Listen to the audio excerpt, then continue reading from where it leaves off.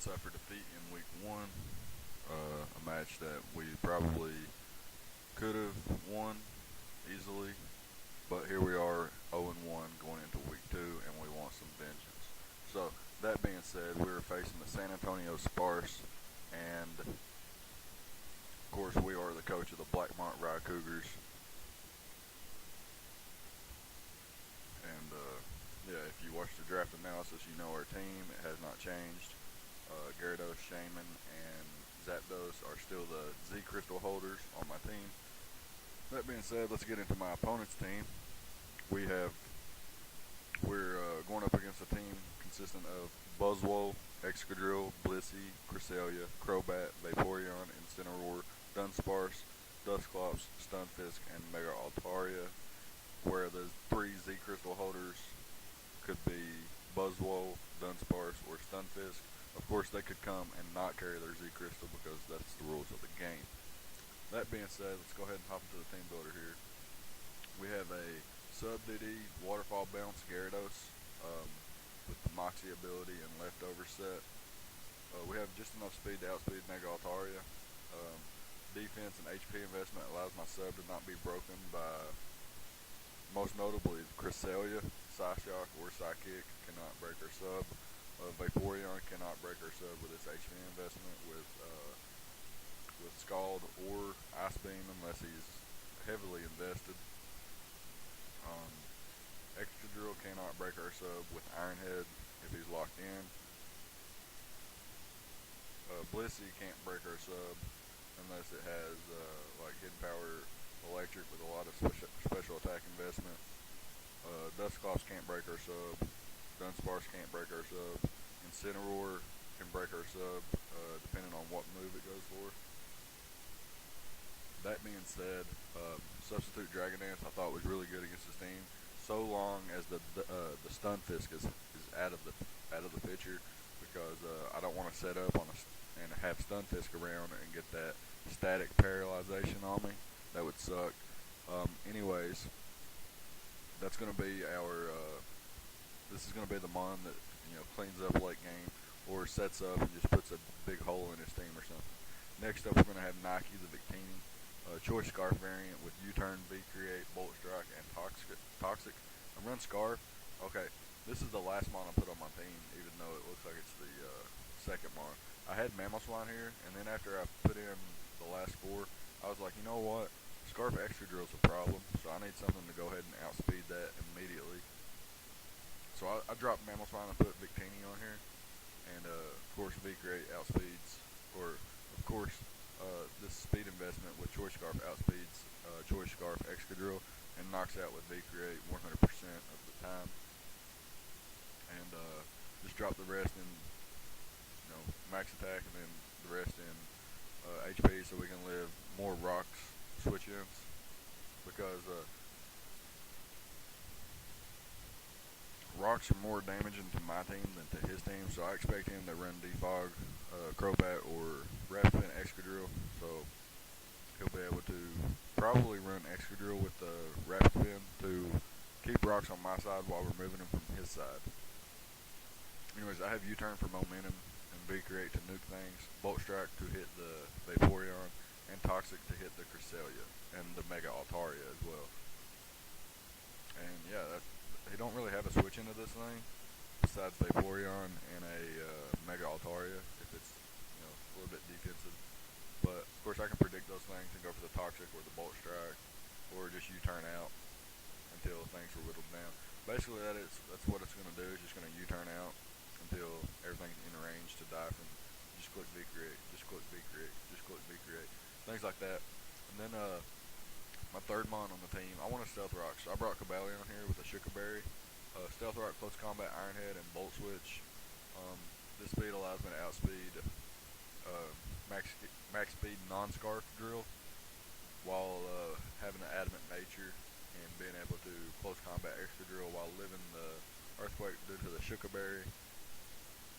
Can also click Iron Head versus the Mega Altaria, and Close Combat pretty much hits everything besides the Mega Altaria, Cresselia, and the Crobat.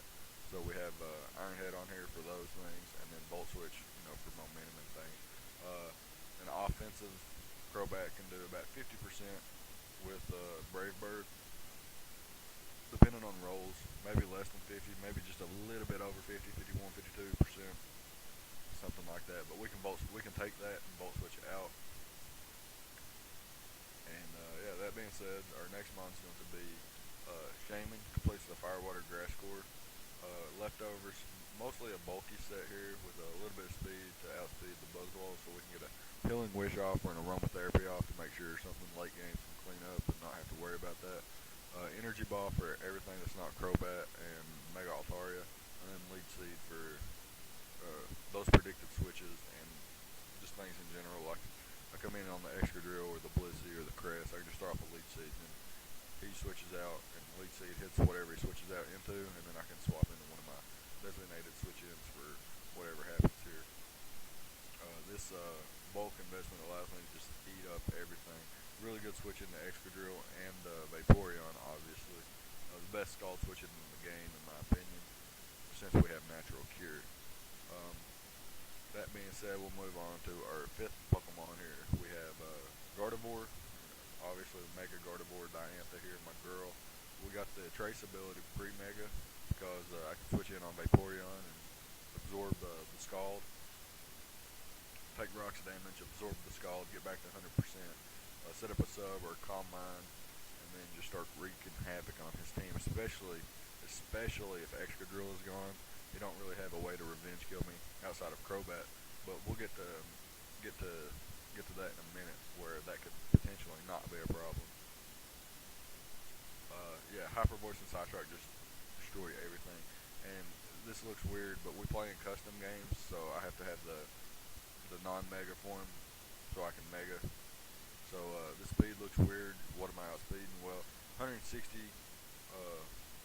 with a Timid Nature, 160 EVs with base 100 speed actually lets me outspeed Excadrill if it's non-Scarf, and that's it. So rest in special attack, and then max special attack, and then dump the rest in. Basically the same as Victini. It's identical except the 252 is in special attack instead of attack. And my last one on the team have to bring a little heat this week. Got the Discharge, Agility, Baton Pass Zapdos with Defog just to get rid of rocks, because rocks are a problem to Gyarados and Victini and Zapdos itself. No Roost.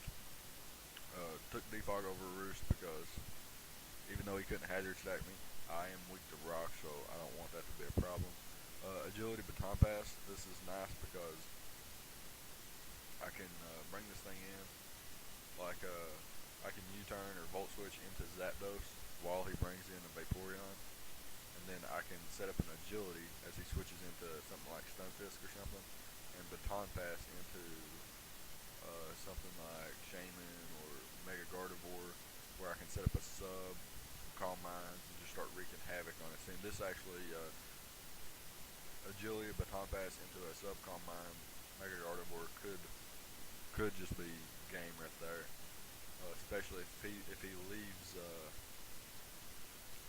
something in, say a Crobat, as I agility up, and then he's like, oh shit, and then switches out to something like Stunfisk or Dusclops or Mega Altaria as I Baton Pass into Mega Gardevoir, or if he keeps the Crobat in, I can Baton Pass into my Victini, or even Baton Pass into Gyarados or Shaman.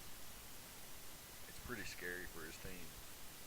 And then I have Discharge there, so pretty much to hit the Crobat and the Vaporeon, as well as hitting everything else, minus the Excadrill. This thing is walled by Excadrill, but if it's Scarf Drill, it's not really scary to my Zapdos. I can stay in on it. I have a lot of bulk. It's just a really bulky Zapdos with a lot of speed. And Discharge can fire off and get the 30% chance to paralyze, which is really nice. So that's going to be the team. So let's hop into the match here, see how it goes. We have the team I just mentioned, and he brings the Excadrill, probably a Scarf Drill, Mega Altaria, possibly a Dragon Dance set, but I expect it to be a special attacking set since I have the Ditto and it really wouldn't want to set up. And then he's got the Blissey here, just probably a fat wish passer, special defensive, probably a switch in for the Gardevoir, maybe a Thunderwave clicker, something like that. I'm not sure. Then we got Cresselia here, who is probably looking at my team. It's probably a more of a defensive set with probably Calm Mind, maybe a substitute variant of some sort or something. Has a Crobat, most likely a utility set, since I do have the Zapdos. The offensive set doesn't really make sense against my team, but again, it could be offensive. But I have Zapdos and Coba-Lion, which can both eat a hit easily. Don't have the Intimidate on Gyarados, which kind of sucks this match because I could use it to intimidate three of his mons effectively. And of course, he has the Vaporeon, which is probably his dedicated switch in for the Victini. So let's hop into the battle here. I'm going to lead with Coba-Lion, like I said, because it matches up well against everything, minus the Cresselia. Which, if he does lead with Cresselia, I'm going to set up Stealth Rocks, not fearing a Calm Mind at all. So let's see what he goes here. He does lead with Cresselia, so if he goes for the Calm Mind here, it's not that big of a deal. I'm just going to set up my Stealth Rocks. He does go for the Calm Mind, so I'm going to go ahead and get 1% damage off here with the Volt Switch. It actually does 5, but I was just making a joke there with the 1%. Go into my Victini, eat the Psyshock for breakfast, and then fire off a Toxic, as he also fires off a Toxic. So the only thing I feared there was a substitute, but he goes straight up for the Psyshock. He goes for the Calm Mind, then the Psyshock. So he probably doesn't have sub, since he does have Calm Mind, Psyshock, and Toxic. So I'm not really fearful of this thing. I'm just going to go ahead and hard switch out here into my Shaman as he goes for another Psyshock, I believe. And he gets a critical hit. That's not going to matter in the long run, though. I'm just going to click Aromatherapy here as he probably switches into his Crobat or his Altaria. Predicted my Leech Seed. It looks like he does go straight into his Crobat. Darth Vader, pretty scary there, threatening Mon. And I'm just going to hard switch out into Zapdos. I can eat any hit this thing wants to go for and see what he wants to go for. He just defogs, which is fine by me. And then he brings in his Blissey here, as that was pretty expected, so I go for the Baton Pass, knowing he's going to switch out. If he goes into the Blissey, I can switch into Coba-Lion. If he goes into Excadrill, I can also switch into Coba-Lion. If he goes into Mega Altaria, again, I can switch into Coba-Lion or Mega Gardevoir. He has a hard time with Coba-Lion, so that would have probably been my switch even if he went to Altaria, because I could just Iron Head, put a lot of pressure on his team. He does, I do go into the Coba-Lion as he the Blissey is brought in as I Baton Pass to my Coba-Lion, and now he hard switches out into his Vaporeon. I just click Close Combat, and I do a clean 60%. And when I say clean, I mean extremely dirty with the critical hit. Really sucks for my opponent, but he could probably just wish this off as I go for the Volt Switch. And I'm just going to go straight into Zapdos here. Put some more pressure on the team. No pun intended there.